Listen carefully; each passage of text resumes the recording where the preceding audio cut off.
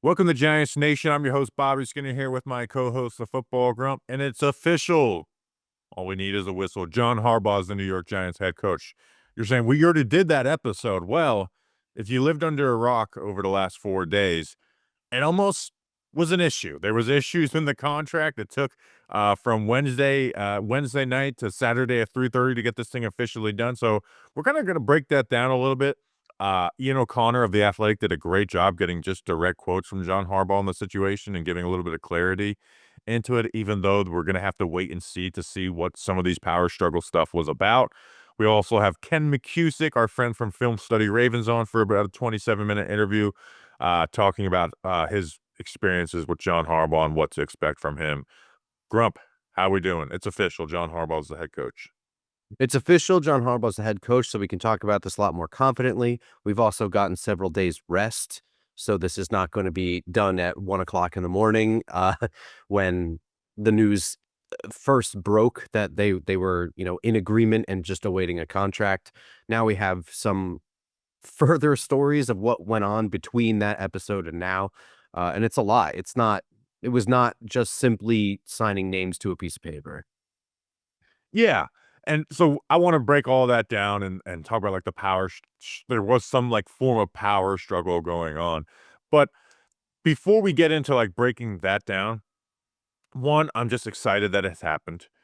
But the because I think there was some doubt that it was gonna happen. Not much doubt, but, Ian O'Connor, asked John Harbaugh Friday night if he'd be the Giants coach, and Harbaugh responded with a shrugs emoji, you know?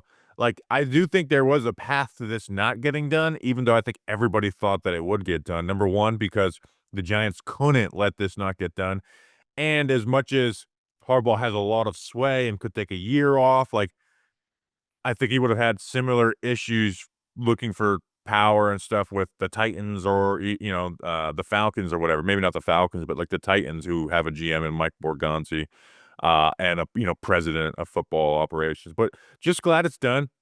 The thing that I love the most, because when the Giants retained Joe Schoen as GM, Grump, I said on that podcast, I want to hear expectations for this. Like I want you guys to say we're going to win games this year. That is the expectation because year 5 for a GM, year 2 for quarterback, and year 1 for head coach. If those 3 are good, you should be winning playoff games, right? So we're just putting a low bar of like just make the playoffs. That should be the standard if all these things are working in the right way. And obviously, the Giants have just kind of sidestepped any type of actual expectations every year when they're asked about it. And John Harbaugh goes on the record. I think the Giants roster is strong, and it's our job to make it stronger. We are going to compete for the playoffs and for championships. I expect and want to make the playoffs next year. I love that. Putting an expectation on it. I think he might have done that even if it was a year 1 GM and there was, looked at as more of a rebuild. But I love that. Put some expectations on this team. Like, the expectation is to go to the playoffs next year. It's an extremely low bar. Half the teams in the NFL make it. 9 wins should get you in it. Make the playoffs. Oh, absolutely. I mean, the goal every year, what you strive to do every year is to win your division. You win your division, you go to the playoffs. That's a side effect of winning your division. But every single year, I want to beat the Eagles twice. I want to beat the Commanders twice. I want to beat the Cowboys twice. It's nice to hear somebody say that. It's nice to say that like this is our having a clear goal is step one. You know what I mean? Like it's like anything else, right? Like if you're trying to lose weight, right? You have a goal weight because otherwise, there's nothing to push you forward. When you start getting into these good enough areas and good enough. I mean, like there is no good like win your division every year. You get to the playoffs, things happen, injuries happen. Like how is Denver supposed to win next week without their starting quarterback? There are things that can happen that change your expectation once you're in the playoffs. But every year, your expectation should be to win your division and go to the playoffs every single year. And when you have that clear goal in mind, every day of work that you put in is a step forward towards that goal. So I'm glad that it was said. I'm glad that we have this standard to work towards. This feels like a true leader, and I hope that this puts Joe Schoen on his ass and get moving because I think Joe Schoen's first year as GM was his best in terms of putting every single tool at his disposal into making the roster what he could with restrictions on cap space and roster limitations and draft picks that he just inherited. This is the same situation. And I put this sense of urgency on a collaborative effort within the Giants to get towards that. It's an extremely similar situation. Keep building on it. The biggest difference is now you have the quarterback that you're supposed to be building around in Jackson Dart, where Daniel Jones was kind of a layover, one year, this bridge quarterback, and then eventually they end up winning and signing him and all that stuff. But like with with that part, right? Because that's something where we talk about John Harbaugh, what's he controlling roster wise? Here's one thing he's gonna have a lot of control of: the fringes, right? And you mentioned that Joe Schoen did that very well in 2022, and then it became a point of weakness for him. The fringes, right? We're gonna get a couple Ravens, Chargers cast offs. So get a DC from this place. We're gonna bring some of their guys. Uh, so that's where they're gonna where I'm so confident that John Harbaugh is gonna improve the quality of the team next year is around the fringes of the roster. No more scholarships for bus. Jalen Hyatt will not, should not be on this roster next year with John Harbaugh. Go get Tylan Wallace or somebody, from the Ravens who's been a backup there who can have a game here or there, and contribute on special teams. So that's where I'm excited for, right? The Giants have reference and their defense of like, hey, look what the Patriots and the Bears did, right? Like they turned it around. All right, let's go. Let's go and freaking do it, right? John Harbaugh went to the playoffs in 12 of 18 years that he was a head coach. There was 1 year in his entire tenure, in 18 years, the second longest tenured coach in the NFL. Guys do not coach this long anymore. He had one season with less than 8 wins. One in that time. There was up and downs with the roster there. There was quarterback issues at times. There was injuries. They had one season with less than 8 victories. So that's the standard. That is a standard. Get to 9 wins, get in the playoffs, and win games. Grump, before we break down what this whole issue with the contract and all that stuff, this episode is brought to you by some special people. By the way, the support over the last week has been crazy. These Harbaugh watch streams have been amazing. They've been fun. Uh, it was a lot of fun. Now, hopefully we don't get to have that type of fun specifically for another, 10, 15 years, because we're just have John Harbaugh as our coach, and then he retires and hands it down to, whatever next coach. But think it's been a ton of fun, but having a lot of fun doing it. This episode is brought to you by some special people. We got Tillman Cable Water. He does not like YouTube TV or soda. He likes cable and water. We got Seon Ghosh Dastirar. I'm pretty sure I got that correct. If I didn't, I'm sorry. And then we got the Call Dog, a.k.a. Curtis Deloach. Grump, who are these special people? These special people went to patreon.com/Giants Nation, and they signed up for one of the 2 tiers available, where they get to watch episodes like this one as they're being recorded and hang out in the chat. They also get to watch weekly game tape breakdowns that you do every single week. So they get exclusive access to that. They also get stickers in the mail from you, and they also get to enter into a monthly free t-shirt raffle. And most importantly, they were glad that they did. Glad they did. Yeah, and it's the lifeblood of this show. So I appreciate you guys that support through Patreon. I encourage you to continue doing it all the way through the off season. It's how you can, support the show, even if you're not paying attention to whatever episode. But starting next week, we're going to have some Senior Bowl interviews. Those are going to be going out on Patreon. So those will be Patreon exclusives. And, once the Giants get their coordinators, we'll do a couple film streams on it. After that, when the draft is over, we're going to dive heavy into that. Those will be probably mostly Patreon only as well, too. So patreon.com/Giants Nation. You'd be glad you did. So we had ourselves a little bit of a gunfight between John Harbaugh and the Giants before he was even officially the head coach. And we've got some quotes from Ian O'Connor. Like I mentioned, he was asked, like, is this going to get done? And he gives him the shrugs emoji. I think this Friday night clip from Ian Rappaport basically accumulated it very well. And basically what he said in it is a few things. Expected to get done. News got out of the deal. This is what happens when news gets out of a deal before it's actually finalized, right? So, some of the people were a little quick to the trigger to just report that this is done. Us.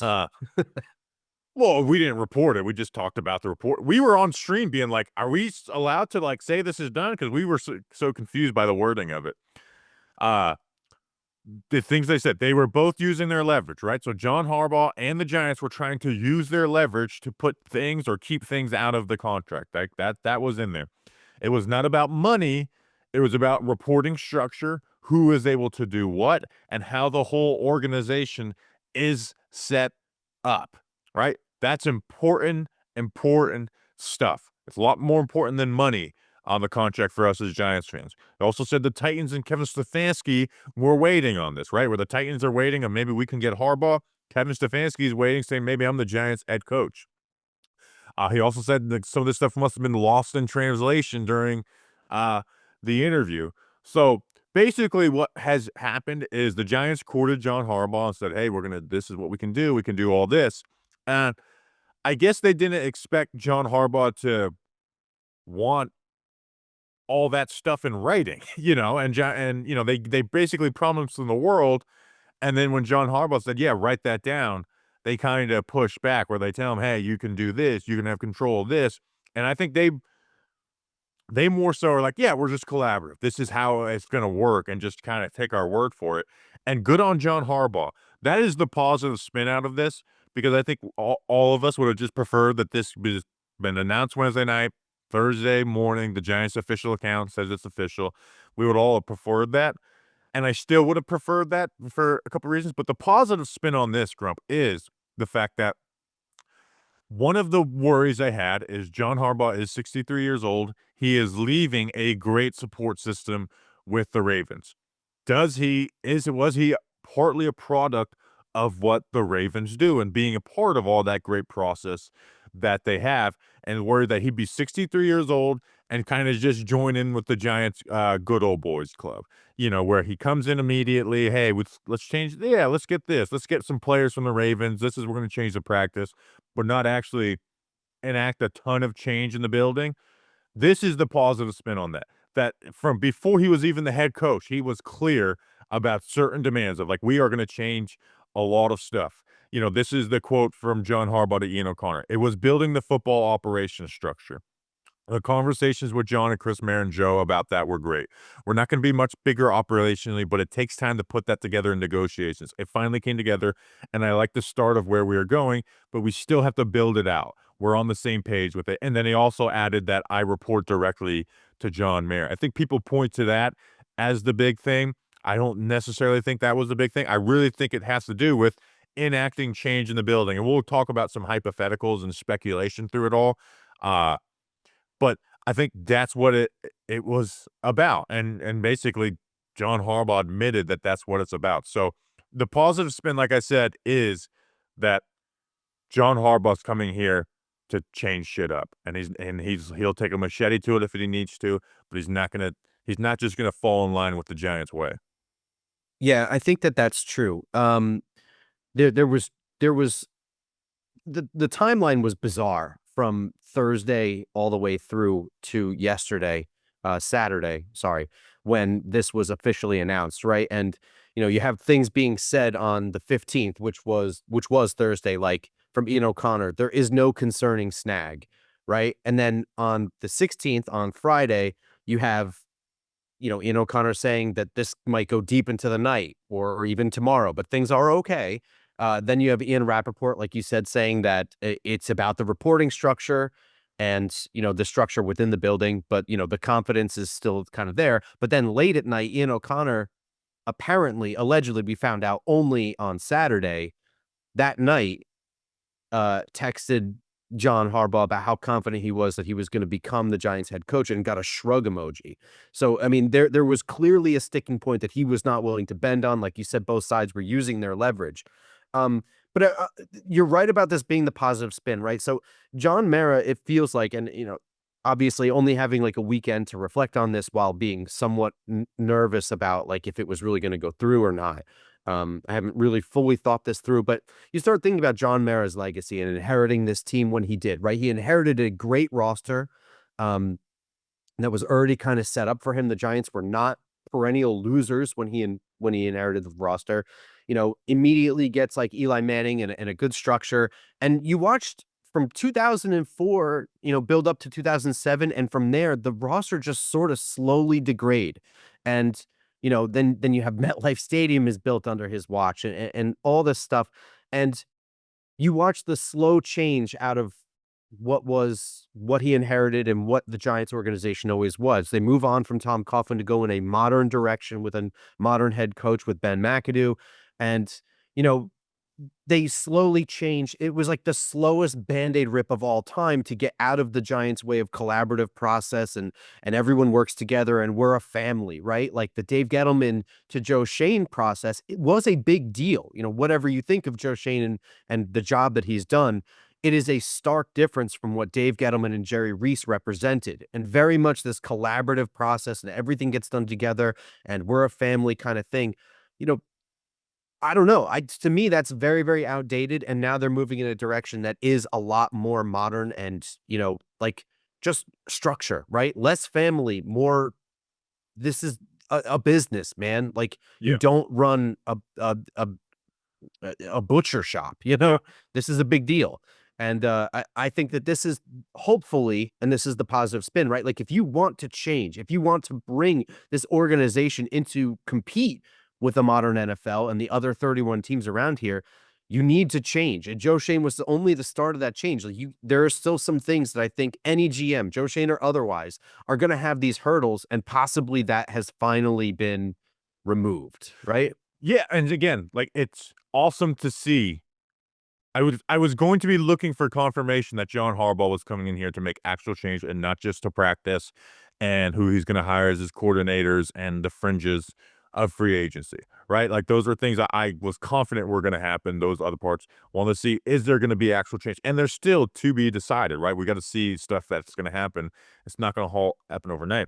This flip side of that is I sure as hell wasn't hoping to find that out before he was even the Giants head coach, that like, I just wish the Giants were more receptive to this stuff, where they like to say that they are, and then when it gets to nut crunching time on a contract and putting that stuff in writing, they push back a lot on this, right? That is why this took so long. That's why there was some uncertainty, even though it wasn't a great uncertainty, is because the Giants were pushing back just as much as John Harbaugh was pushing for these things. And we'll talk about the Joe Schoen angle of this. I really think because he's the GM, he gets the main conversation, which he is part of it, but not, I don't think, the focal point of it. And we're gonna find out what it is when guys start having their roles changed or removed in the next half a year, or maybe even next full year. Uh, I expect those changes to be quiet too. I think that's one of those things where we're going to have to be like scouring the Giants website to see like names which we removed or titles changed, that kind of thing. which we do. Shout out Doug Analytics and Research Rick. Uh, so that's the thing, is because this is why, not because like oh man, the Giants don't want to change. It's because John Harbaugh went into this and did that. I don't want him to have to fight a bunch of battles, right, in the building. And that's what my worry is with the Giants. As much as the reference Joe Judge, and Joe Judge didn't have any of the pull, there was a lot of battles he's fighting. And then when you're having to fight a lot of battles, Grump, what's a phrase we've all heard from everybody? Pick and choose your battles. Pick and choose your battles. So then he's in a spot where he has to pick and choose. Do I make this move and then concede on this? I just wish there was more of a like, yeah, we are fully behind you. We are a mess, and we need you to take a hacksaw to all of this. So because I don't want John Harbaugh having to compromise. I want him in line with whoever, and hopefully that's Joe Schoen, of like, this is the way that we're going to do things. Yep, I agree. Let's not sit here and go back and forth. And what about this guy? You know what? I understand this guy's been working here for 25 years. He's built out our analytics staff and stuff like that. We should fire him. We should fire him. I understand he's built some nice things in this. We should fire him. And John Harbaugh specifically mentioned there's going to be some upgrades to the analytical staff. Uh, but this is where the Joe Schoen angle is like, it's about Joe Schoen. He wants Joe Schoen gone. I don't think that was the case. Joe Schoen was a big part of the recruiting process of this. And as much as I'm a big believer of the Giants should have fired Joe Schoen, like, I know there's a lot of credit given to ownership on this hiring, and I give them credit in going all out on it, but you could go out all out on anything. I actually give Shane the credit the most for bringing in John Harbaugh, because he made the Giants more attractive than the Titans or Falcons, right? And I know that sounds like a backhanded compliment, and it kind of is, but like, he made them more attractive than those other spots. And the Giants, swooped in. The ownership helps in just going full go. Um, but this could be anything, and this is 100% speculative, but I want to just throw out like this scenario out there just to like give you an example because Joe Shane was where he was part of this is being part of the pushback in this, not because John Harbaugh wants to reduce Joe Shane's role necessarily or fire Joe Shane or anything. If he wanted to fire Joe Shane, I'm sure he would have just said, "I want you guys to fire Joe Shane," and that would have been a sticking point, and Joe Shane would either be fired or John Harbaugh wanted to be the head coach. But it could be something like this. Let's say John Harbaugh wants his own assistant GM, right? Wants his own assistant, just like Or just thinks that Brandon Brown isn't doing a good job. Let's just yeah, say, right? well, yeah, sure. Just like Joe Shane didn't want Kevin Abrams as his assistant GM, they moved in some other role, and then brought in Brandon Brown. But say he wants him in there.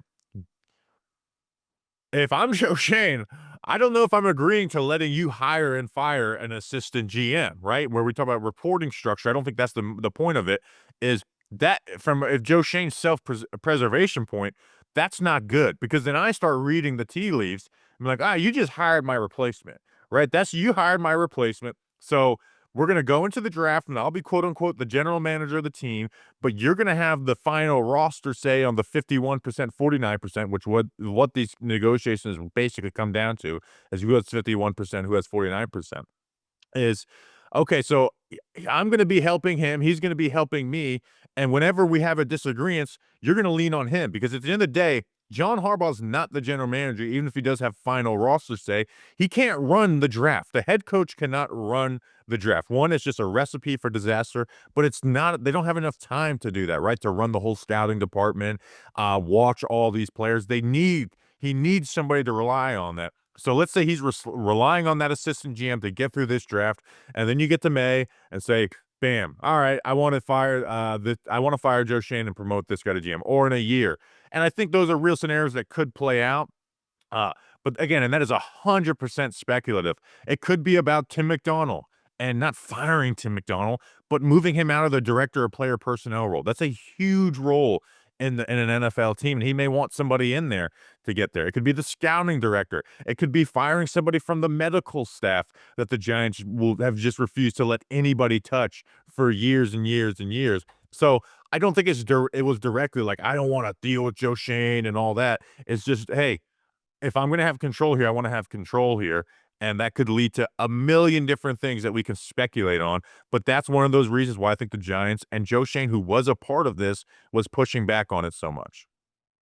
Yeah, I agree with your analysis there, right? Like we don't know any of this, but that seems the most likely. And the truth of the matter is that when a GM and a head coach come in together, they'd probably be building from the same starting point, right? With the same philosophy in line, probably. You know, I guess it doesn't always work that way. It depends on the hiring cycle and who's available. But You're at for the least most clear you're on the same page. right, Like you're on the exactly. same team. And with that becomes, building those staffs, the scouting department and all that stuff and overhauling whatever organization you go to is somewhat of a collaborative effort in terms of philosophy and whatever. In this situation where John Harbaugh's coming into something that was already pre-built, you know, not having been a part of that, and you could be on the same page with Joe Shane, but all of those other people you don't know very well, and maybe you just met them, and they're not. I don't want to say that they're like low level people, but I don't know that they're really the kind of people that you come in contact with a lot in NFL circles, as a head coach and then just, assistant GMs. You might shake a hand and that's about it as you cross paths. You don't really get in-depth talks with them, maybe. I'm not sure, but that seems the most likely. The reporting thing, you know, reporting directly to ownership, that certainly sounds like it's a big deal, but I don't think that it really is all that much. Like you said, I was kind of doing a deep dive into John Harbaugh and, just in general, like the hirings and firings and his tenure with Baltimore. And it seems like that's something that he pretty much always had in Baltimore was a Monday or Tuesday weekly meeting or phone call, of some kind directly with ownership. And that was intentional. And that was Baltimore structure and something that I think he was just comfortable with and, and wanted to maintain. So Yeah. I didn't think that was too much of it, although I'm sure to Giants fans' ears, that's something that we would not expect to hear and sounds more dangerous. Yeah. So again, it's just because when something like this has happened, there's speculate and there's real speculation, right? This is not based on nothing, you know. So now you see stuff like, oh, could Joe Shane be fired for the draft because this is a 1 year like that could be very real, but we don't know. And hopefully that's not the case. And I see others being like, oh, well, Joe Shane's gonna be his coffee boy, whatever. I don't want that, right? Like I do like John Harbaugh. I do not want him being the general manager. He's gonna need somebody that he relies on and trust to be in that position. And hopefully that is just Joe Shane and these things go smoothly and we figure this thing out. And that's the added boost that he needs. And again, there's going to be some changes that we'll find out slowly over the next half year. But hopefully it's not John Harbaugh just running everything. He's going to need people to rely on, and that's why the Ravens work so well, is because they had so many people that they can trust who work collaboratively and did these things well. And not having this like this my way to go. Like hopefully there's not a lot of conflict between the two. Um, and we'll see as it goes. We're gonna get to the film, our interview with Ken Mckusick of Film Study Ravens talking about John Harbaugh, but there were some things that you brought up pre-show, Grump, that I wanted you to talk about that that like John Harbaugh brings as a head coach that we didn't necessarily hit on in the podcast on Wednesday. Yeah, so just to kind of like wrap up this talk about like the structure and the operations and stuff, I thought NYG Daily had a really good tweet, which was the Giants wanted a CEO, they got a CEO. I mean, like these are these sticking points and Right. making sure that they're in writing and allowing him to be CEO. I think was a really really big deal, and I'm happy that that became in writing. But then when it comes to John Harbaugh as a coach, here were some quotes that Jordan Renan got from around the league sources, players, coaches, and other league sources, and they all made me like giddy just to hear because it's literally a checkbox of a checklist of every single thing the Giants were looking for, and it sounds good to me. He's incredible in front of the room was one quote. A true leader, he demands respect. Those two things, they're not really saying much, but the next couple were really, really good. Every day is 4th and 1, creates a sense of urgency in the building where everyone is on their toes because he is demanding of excellence from anyone who walks through those doors, players and coaches, but also support staff. I mean, that's music to my ears. Practices hard, crazy amounts of discipline, music to my ears, and apparently to Giants player ears like Darius Slayton. I think Brian Burns was also quoted as saying something like wanting that level of discipline. Another one, hardest practices in the league. Good eye for coaching talent. I mean, these are all the things that we need. That this is a team that needs direction, it needs discipline, and it needs to take practices as seriously as it takes games. And more than anything, it needs a coaching staff. It needs a good coaching staff for John Harbaugh to function because he is not an offensive coordinator or a defensive coordinator. So these were all great quotes for me to hear, and I'm really excited to see how the staff is built, and I'm really really excited for training camp practices, dude. I'm ready for hitting. I'm ready for fights. I'm ready for all of it. A spoiler from the interview, and he says it in the interview, and then I asked him, like, the next question I had, and I'm like, as he's in I'm like, "Oh, man, he said something that was really cool." They grade practices every day. They have a play like, a ranking board of, like, position groups of grading each player every day. So some of the, like we've heard some stories about some bullshit in Giants practice over the last 4 years. I mean, some serious bullshit. That is not gonna fly anymore, and some guys are not gonna like it, right? Everyone's gonna say they're gonna like it on this team. Some guys are not gonna like it. There's gonna be some tough decisions made on players, and we're gonna see some surprises as we go forward. So awesome stuff, awesome stuff. I'm excited for it. And so let's get to this interview with Ken Mckusick of Film Study Ravens. First, this episode, if you want to go see John Harbaugh coach, John Harbaugh. Well, guess what? I'm excited to talk to you about SeatGeek. SeatGeek is the #1 rated ticketing app with over 35 million downloads. Still, not even close to John Harbaugh's contract, though. So, so we need a lot more downloads if we want to get to that point. Why? Which is why I want to give today's episode a shout out for SeatGeek. There's more than 70,000 events listed on SeatGeek, including concerts, sports, festivals, and more. Uh, The NFL playoffs winding down, college football championship on Monday. Let's go, Miami. Let's freaking go. The NBA is in full swing. And right now, you can get World Cup tickets on SeatGeek. Guess where the World Cup final is? You guessed it. MetLife Stadium. I love using SeatGeek. I've used it for literally every lot of them. I'm going up to the races in a couple weeks. SeatGeek. SeatGeek, SeatGeek, SeatGeek. It has your back. Each ticket is rated on a scale of 1 to 10, so you know you're getting a good deal. So look for the green dots. Green means good, red means bad. Plus, every ticket is backed by their buyer guarantee. And of course, I have a code for you guys. You can use code BOBBY2026 for 10% off your next set of tickets at SeatGeek. That's 10% off any tickets with promo code BOBBY2026. Oh, and here's a little thing for you guys for this. Like, I know you guys all use code Bobby2025, and maybe you don't have something you're going to right now. Just open your phone and add it now, and you can use it later. I'll be honest. I'm going to be real honest. I used the code. I would say I didn't want to use it, but I did. I used the code that I had from my old show uh, on the Cheez It Bowl tickets. That thing's been sitting in there for a while. So just put it in your app so you've got it and you use it when you can. So make sure you click the link in the description to download the app and have the code automatically added to your account, and you can use it later. Thank you, SeatGeek. You'll be glad you did. And here is Ken Mckusick of Film Study Ravens. I would now welcome on to the show our good friend. Anytime we're making coaching hirings, we seem to end up talking with Ken outside of the, every 4 years Giants-Ravens matchup. Ken Mckusick of Film Study Ravens. Ken, usually I'm asking you about, hey, we pulled this player or this. What's it like to have such a monumental change that has not happened for 18 seasons? Yeah, it's been the Ravens have been this most stable organization out there. They've had only 2 GMs in their history, and the original GM is still in house as a very trusted advisor. And they've had only 2 coaches during the Bisciotti era. So number 3 is about to be hired, and he's really only made 3 changes ever on the football operations side, and it'll be a big change here.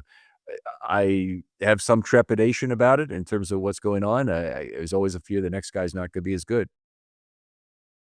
I did a lot of research on 12 different candidates for the Giants because that's who they requested the interview. Who's your favorite before we get into like the Giants and John Harbaugh? Who's my favorite of the other candidates out there? Yeah, that the Ravens are looking at. Yeah, so, um, I you know, I like him for different reasons. I kinda like a CEO head coach. If it's a CEO head coach, then I think the best 2 candidates are Weaver and Saleh. If we're talking about, getting the offensive side of the ball covered, because a lot of people say that's more important and you have to have that, then you could go with McDaniel. There's some maturity questions I have about him that I would wonder. I think he might come to the Ravens as an OC only because of Lamar Jackson. So we could possibly have that, but there's always a risk that he would leave then. Yeah, if I think McDaniel knows that he can either get a head coaching gig or let me go join the best quarterback because he'll get a head coaching gig next year. But to get into John Harbaugh, we've chronicled the successes, what issues there's been over the last 18 years, but with an outside view. And at the end of the day, the Super Bowl and all the stuff that went to that mattered, but it is a long time ago now. Outside of Lamar Jackson, what do you think has led to John Harbaugh's general success over the last 5 seasons? I mean, he's had general success his whole career, first of all, so it's not really fair to Well, contain I'm talking just Yeah. specifically to the last 5 seasons, just kind of like Sure. a more of a what have you done for me lately type of thing. Uh, okay. He does a lot of things extremely well where it's difficult for the outsider to see just how well things are done. Tremendous commitment to fundamentals. That's there. The Ravens score every practice in great detail. And so they use that, and they use that to motivate the players. He's a leader of men. He's consistently looking for ways to motivate the players differently. The one he came up with either this last summer or maybe it was 2 summers ago was putting screens in the individual rooms that had the grading posted directly there. And players love to be ranked in that manner, and they want to see like what percentage of blocks did they make and this and that. So it's very well done. They spent a lot of time this last season cleaning up false starts, which seems like a small thing to reduce your false starts from 24 to 19. Doesn't seem like that big a deal, but it meant that they could run different cadences and keep the pass rushers, the edge rushers out of the sprinters blocks, so to speak, coming downhill, and they did a very good job with that. I thought that maybe a 10% increase in false starts with running more complex cadences would be something that would be still a win, and they ended up with 5 fewer. So I think that really worked out. There's a number of small things that add up to a lot that John Harbaugh will give the Giants and improve culture there tremendously. But mostly, he's a tree builder, and that's what he'll give your organization. Knows a ton of coaches. A lot of people want to come work for him. Got inroads at big college programs, most notably Michigan, and he can get you people from there and bring them to the pro level. And he's done a very good job of that. He used Michigan as basically a minor league intern system for both Mike McDonald, who went to Seattle, and then for Jesse Minter, who went to the Chargers. Yeah, it's very funny, like, 'cause, I've been looking at him for over a week now, getting ready for this, and, it's just sent Mike McDonald down, send him down to AAA. All right, he's ready, bring him back up, and then, Jesse Minter, ended up staying with Jim. Uh, it does seem like Todd Monken's gonna be the offensive coordinator. They have to go through Rooney Rules and stuff, so I wanna get to that a little bit later just in case there is a change there. But when looking at this past 8 and 9 season of, like, the Ravens and what went wrong, wh what do you think went wrong with the Zach Orr defense? Because I don't know if that's somebody that Harbaugh is looking to bring in, but he is the guy that he made the DC the last 2 years. Right. So a lot of things from an injury perspective went down. Justin Nnamdi Madubuike got hurt, and Broderick Washington got hurt, and they this has been a team that had tremendous success with a lack of injuries the last few years, particularly on the defensive line. In fact, a couple of years ago, they had the 5 defensive linemen played every single snap the entire year. They didn't have one injury, and you won't have that kind of luck every year. But on the other hand, you also don't have the bad luck where you lose a guy who's at the beginning of his contract for potentially a career-ending injury, I should say. And they haven't come out with that definitively yet, but that sure as heck is what it sounds like. They had to do a lot of things to try and rebuild that, but you can't rebuild your penetrating 3-tech on the run. What you can do is go to the street and get a bunch of nose tackles. So a lot of you, they were playing with 4 nose tackles. That's pretty good for stopping the run game. They were effective at stopping the run, but it wasn't particularly effective for the pass rush, and they showed up pretty poorly there. The one guy who did jump out in a big year was Travis Jones, but the edge rushers were very weak this year. You got a rookie in Mike Green, who I think is going to be very good, but Kyle Van Noy had a bad year, took definitely a big step backwards, and David Ajabo was in the final year of a complete failure of a draft pick. So they ended up they fixed some things towards the end of the year, but that was bad. The other thing is they had injuries in the secondary. Marlon Humphrey was hurt, and Jair Alexander never ended up being a player for the Ravens. So he really couldn't even get on the field because he was so bad, basically, in practices. Um, Going back to your first answer, the grading practice thing, I think is something that's gonna speak to a lot of Giants fans, uh, because I cover all the training camp practices and stuff. In fact, one of the things I looked up yesterday is if the Ravens do open practices, because I know coaches have different philosophies on that. Some are very paranoid that, their week 1 opponent is gonna be changing their game plan based off of Twitter clips of a basic install. Uh But, the Giants have run kind of a laissez-faire practice, over the last 4 years and not holding players accountable, let alone, for just flat out issues in practice, but grading them. I think that is something that will help the Giants, and that's something that they need and kind of what they were looking for in that CEO leadership type. Uh, a question mark we have is because the Giants have been struggling for so long, and the reality is their general manager, he'll be going into year 5. They've won 13 games over the last 3 seasons. Is the power dynamic, right? They need someone to clean out the organization, figure out to get them going outside of just coaching the team in practice on Sundays.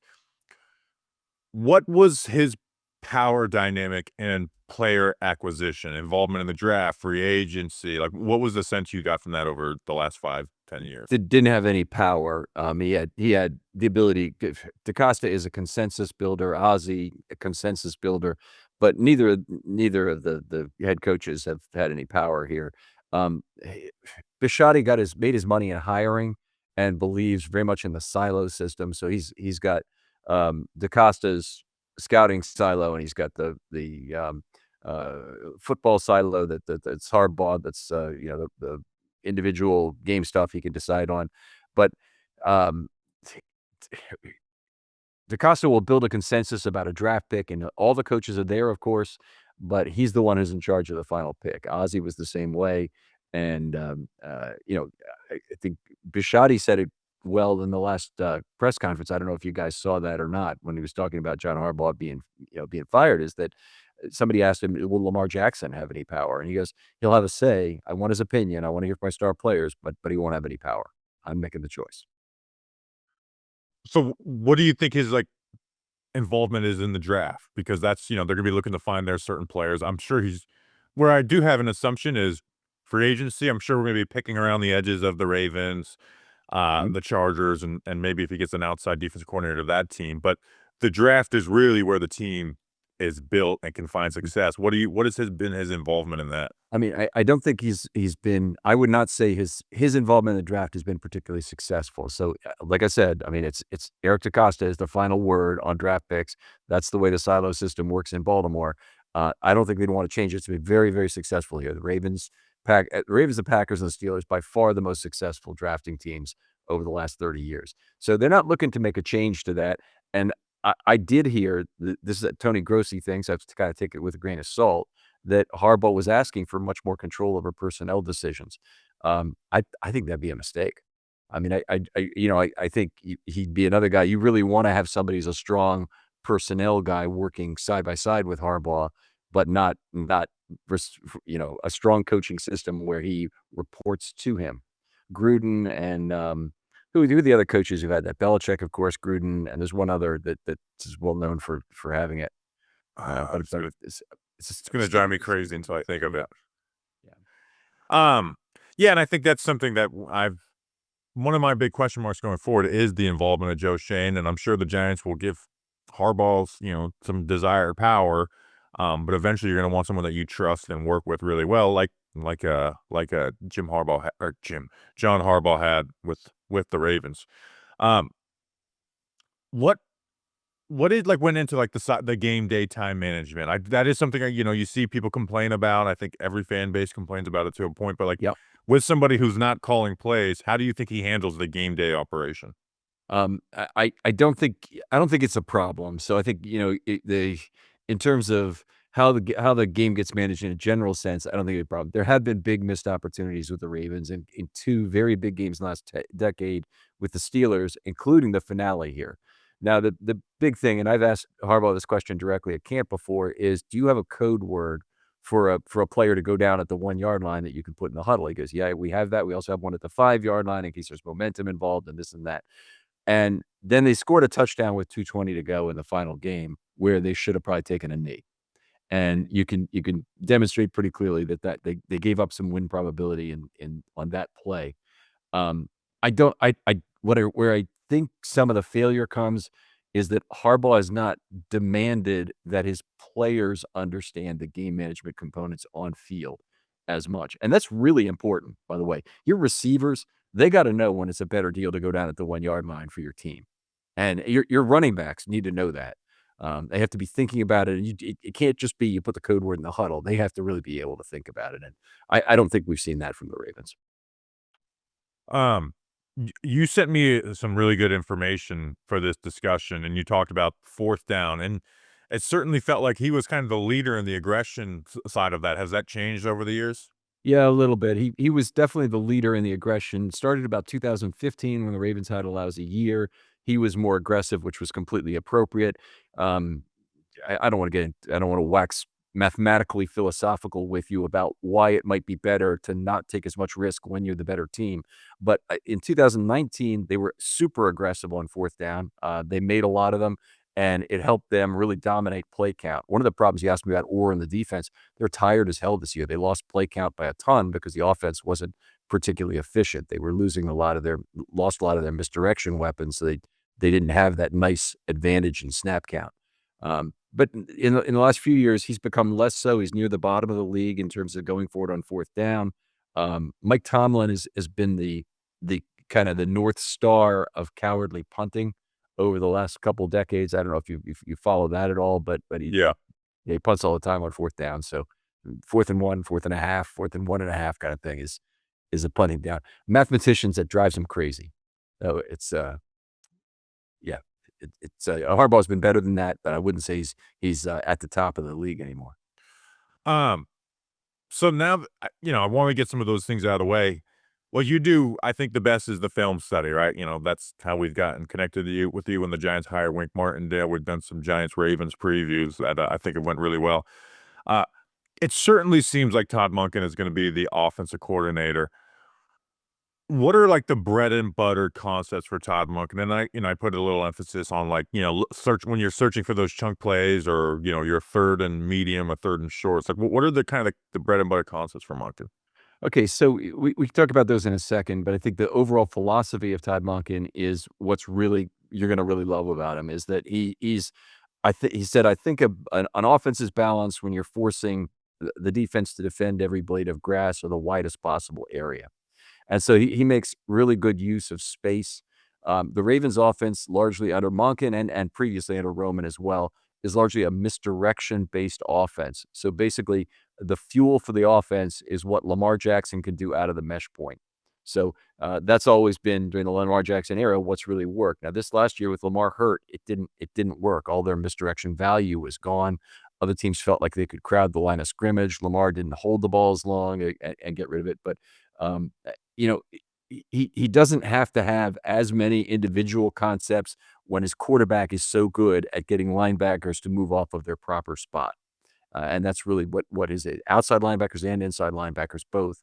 Lamar gets them to make mistakes, and then he takes advantage of it. And a lot of their concepts are built to do that. Of course, they're schemes that come out of the mesh point can involve a throw to a tight end or a quick out to somebody if they're crowding the line of scrimmage. So they have lots of things to take what the defense is giving you, and I think that's what Giants fans will really appreciate about Malkin. Um, the Ravens had the least amount of 11 personnel used in the NFL. The Giants, we don't know if Wan'Dale Robinson's coming back, but he's someone who thrives in that. They're bringing back Malik Neighbors. Um, do you think that is simply a Todd Monken morphing to having Mark Andrews, Isaiah Likely, Patrick Ricard, Derrick Henry, and then a talent like Lamar? Yep. Or do you think that's something that's truly he believes in and is going to want to install wherever he goes? So if you go back to Georgia when he won the national championship and he had a couple of years there, he was a tight end heavy team, but he did have good tight ends. He inherited a team that is the heaviest team of all time if you measure tight ends plus fullbacks plus OL6s per play. So at the end of the Roman era in 22, they were at 2.35 per play. You only have 5 eligible receivers for I know you know that, Bobby, but a lot of people maybe listening wouldn't immediately put the pieces together. You got one running back on the field at almost every play. So that means you got 1.65 receivers on average, and that's gonna seem very low to most people who are NFL fans. 11 personnel, you have 3, of course. So he inherited that. It's part of the Ravens DNA to run the ball like that. Plus, they had quality tight ends. Now that they've had more quality receivers, they've still stuck with a fairly heavy grouping. And you mentioned the lowest in 11 personnel. They're still the heaviest team in terms of the heavy usage, as I've talked before, about 1.85 per play now. But there's not a like a there wasn't a tremendous move to 11 personnel when he got here. He inherited a scheme that was pretty good, and he built upon it with some additional passing concepts. With that, because we're asking things we're going to borrow from Baltimore. I posted the Ravens. I'm adding this. I didn't send you this question beforehand, but like the Ravens unrestricted free agents, right, being led by Tyler Mhm. Linderbaum, Isaiah Likely. I think are two guys that uh pop out. What is the sense you get from the Ravens? Obviously, they just made a head coach change, so a lot of things can change. But I'll actually ask with Tyler Linderbaum. They declined his tag, but I remember when that happened, there was kind of a thing like, hey, they just don't, or excuse me, declined his 5th-year option. But that was more like, hey, the offensive line tag is too high for a center, and that's why we're doing it, not because we don't want to re-sign him. Do you think that is somebody that is just going to get a deal done before free agency actually kicks off with the Ravens? It depends if the Ravens really wanna overpay. I mean, the Ravens have no interior offensive lineman who is a sure thing to start for the team next year right now. So Daniel Faalele probably be moving on. In fact, he might end up with the Giants, quite possibly because he is a favorite of Harbaugh's. Andrew Voorhees didn't play that well this year. He's got 2 years of runway left, but he's not guaranteed a starting job. And Linderbaum, they can't seem to work out a contract. And I think they would have done it by now if it was going to happen before free agency, because there's no incentive for Linderbaum now, with no additional risk of injury from playing, to do so before he finds out, hey, what are the offers on the table? The time to do it would have been before the season started, during the season at some point, but with every week that went by, it reduced the amount of divisible benefit on the table for the Ravens and Linderbaum to say, hey, let's come to some middle ground here. So now it's just about what Linderbaum thinks his market value is worth. I will tell you right now, I think Tyler Linderbaum is the most overrated player on the Ravens. And That's what I wanted to know. Like, who? Because I don't watch centers of other teams very often. So, right. Yeah. can you So, talk to me about him as a player? yeah, I can tell you. One thing, I don't know if you know this, Bobby, but I score offensive line play block by block every week. So he is, and often have little disputes with PFF. Love their grading, love that we have it on a relative basis, but I don't agree with their weighting systems. And the primary thing they have is they massively overweight run blocking relative to pass blocking. And I think that's a huge merit. It'd be like saying slugging percentage is more important than on base percentage in baseball. It just doesn't make any sense. So anyway, um, uh, Linderbaum is a outstanding run blocker who is a mediocre pass blocker, and that's absolutely the wrong way to be. You want to be a great pass blocker who's a mediocre run blocker. That has real value. But the way Linderbaum is, you can't justify a top of the market salary for that. Even on PFF's ledgers, he's right in the middle of 18th out of 32nd, I think, of the guys who played half the snaps in terms of his pass blocking score. The people internal to PFF, by the way, would tell you, look at the separate blocking scores for the two things. Just look at them separately and look where the guy is, and don't use their combined weighting, because it's really not much. The other thing is that they don't weight penalties very well, and Linderbaum is a guy who's somewhat penalty prone. Sure. And very, very susceptible to large and long interior defensive linemen. And so Dexter Lawrence gave him a lot of trouble when they played the Giants, for example. But there's lots of other guys, Vita Vea and others, that have had Cam Hayward, who's in the division, which is not good, that have been a lot of trouble for him. So, as a pass blocker, he leaves a lot to be desired. What does he do well in the run game that you think sets him apart? Because that's where I think the Giants could use a big upgrade in the center position. Right. So outstanding run blocker from many ways. I think he's only got one real weakness I'll point to. So let's get that out of the way first, and then I'll tell you what's good about his game. Is that he doesn't stay on a combination block as long as I would like. I'd like to see when you have a duo block going on, a double team going on. The big thing that the center needs to do, or the climber needs to do, is make sure that that player is off balance on one foot, so that the second player can finish him very easily. That he doesn't have to wait for that player to be finished, but he has to wait for them to be off balance. And Linderbaum has a way of just kind of jolting the player, almost like a chip block, and then moving to level 2 and making sure he can line up his level 2 block. Outstanding at lining people up in space in level 2. He has really good speed for a center, and that was something when going back to the draft that he was really good at. He had in a game against who do they have this game? It's against the Packers. He had 18 level 2 blocks in that game, which is the most I've ever seen in a single game by any lineman. It you know, he's extremely good, extremely talented level 2 blocker. You get him out in space, it's exactly what he wants to do, and he's good blocker at the line of scrimmage in terms of positioning in the run game. It's the pass blocking that's the problem. I'm going through your document, make sure I don't miss on anything. I have one last question for you. Um, you mentioned in here he's a lot of positive coach speak. He's not going to give you too much with injuries at the podium. Which the podium I think is one of those things where if you're a good coach, everybody loves every answer, and if you're struggling, everybody hates everything you say. So I'll ask you Can I that. respond to that for a second? Yeah. Okay, so this is at the podium. The thing that I've probably been most critical about Harbaugh over the years about is that he has an asymmetric set of answers for injury questions. So I worked in the M&A world, and as an actuary, our lawyers tell us your only comment is no comment. If you're buying a company, you can't talk about it. You're potentially guilty of insider trading if you if somebody trades upon information you give them that way. And that's how Harbaugh should treat it. If you don't want to give injury information away, just say, I'm sorry, that's an injury question. I can't answer it. And you can get more levels of frustrated and not answer it, but that's the Belichick way. Somebody asked about a player coming back from PUP. There's no one on earth who needs to know about that when that player is coming back from PUP. All of the things that go with that. And just because you have good news to give doesn't mean you should give the good news. Just hold back on it and don't give it away. So I think he's asymmetric, and he wants to give good news. He wants to be liked, which to me is a weakness in terms of his communication style there. What you really notice is when he talks about individual players is if he's salty, that guy's about to be gone. The player is not long for this world because almost nobody he's salty about. Most players, it's a positive thing. And when he gets super effusive, those are the players he really likes. So he'll go to alliteration. He'll go to some other obviously rehearsed communication technique to tell you how he likes that player. But That's like really important to me as someone who watches every press conference. And I'm gonna be like, how does he feel about our third safety or Tyler Nubin or who? So I'm actually, that helps me. So you may have just answered this question, but I'll save it. What is something that Ravens fans / media know about Harbaugh that really nobody else is keen to? And this could be positive or negative. yeah, the other thing we didn't talk about from early is I don't think he ever got enough credit for being the first of his kind to really build the offense around a mobile quarterback. So we had mobile quarterbacks before in the league. I mean, Randall Cunningham, Michael Vick, Vince Young, they were around, and so been 3 decades of mobile quarterbacks before Lamar Jackson really arrived.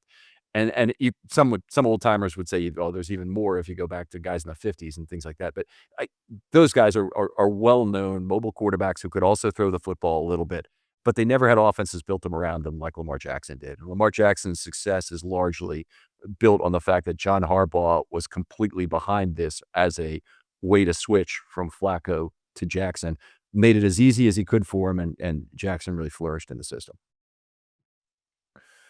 That's what I'm excited about because the Giants were going to interview it felt like Kevin Stefanski was going to be their head coach until John Harbaugh. And not to say Stefanski is a bad offensive coach, but like there is some things that he wants to do that might not necessarily fit Dart right now, which Dart has to get better at those things if he wants to take a step into a top 10 quarterback in the NFL.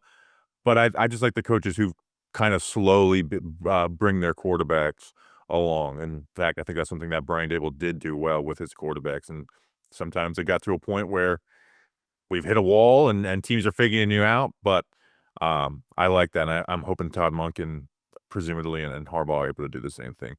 Ken, Film Study Ravens, talk to us about it because I'm sure our listeners, they love the film stuff, and I'm sure they'll find a lot on your site about Ravens people. There actually may be relevant stuff coming up because if you go over after Daniel Faulele, you're going to want to look at that offensive line grading.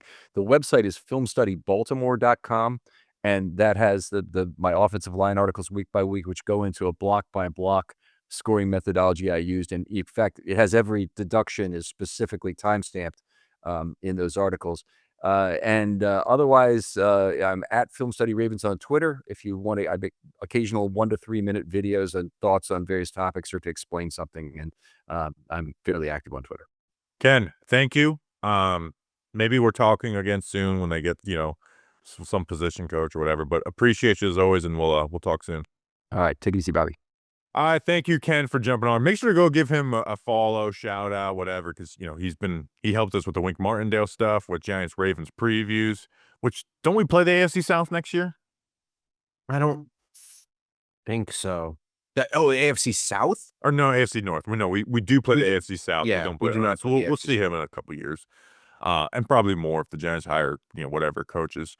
So go give him a shout out. So a couple things. Tuesday at noon is the John Harbaugh press conference. So we will do an episode for you to have out on Wednesday after that. So I'm excited for that. He's going to be he's going to kick ass in this press conference. It's going to be unbelievable. He's going to put Joe Judge to shame with this press conference. So excited for that. Also, Grump, breaking news. Do you remember Giant stories? I do remember Giants stories. It was a nice little fun addition to previews. They're returning to Friday off-season podcasts. So what we do is we watch the Instagram stories of Giants players, take notes of what they're doing. And you say it like that, it sounds like you're snitching on them or something, but we just kind of talk about them, get to know the players a little bit. It was always fun.